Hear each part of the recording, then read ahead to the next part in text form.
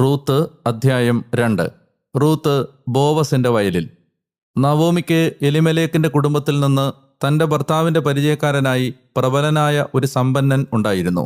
ബോവസ് എന്നായിരുന്നു അവൻ്റെ പേര്. ഞാൻ ആരുടെ ദൃഷ്ടികളിൽ കൃപ കണ്ടെത്തുന്നുവോ അവൻ്റെ വയലിൽ പോയി കതിർക്കെട്ടുകൾക്ക് പിന്നാലെ കാലാപെറുക്കട്ടെ എന്ന് മൊവാബുകാരി റൂത്ത് നവോമിയോട് ചോദിച്ചു. എൻ്റെ മകളെ പൊയ്ക്കൊള്ളുക, അവൾ അവളോട് പറഞ്ഞു. അവൾ നടന്നു ചെന്ന് വയലിൽ കൊയ്ത്തുകാരുടെ പിന്നാലെ കാലാപെറുക്കി. എലിമേലെക്കിന്റെ കുടുംബത്തിൽ നിന്നുള്ള ബോവസിന്റെ വയൽ വിഹിതം തന്നെയായിരുന്നു അവളുടെ ഭാഗ്യമായി വന്നുപെട്ടത്. അപ്പോൾ അതാ ബോവസ് ബേത്ലഹേമിൽ നിന്ന് വരുന്നു. അവൻ കൊയ്ത്തുകാരോട്, കർത്താവ് നിങ്ങളോട് കൂടെ എന്ന് അഭിവാദനം ചെയ്തു. കർത്താവ് അങ്ങയെ അനുഗ്രഹിക്കട്ടെ എന്ന് അവർ പ്രത്യഭിവാദനം ചെയ്തു. കൊയ്ത്തുകാരുടെ മേൽ ചുമതലയുണ്ടായിരുന്ന ഭൃത്യനോട് ബോവസ് ചോദിച്ചു, ആരുടേതാണ് ഈ യുവതി?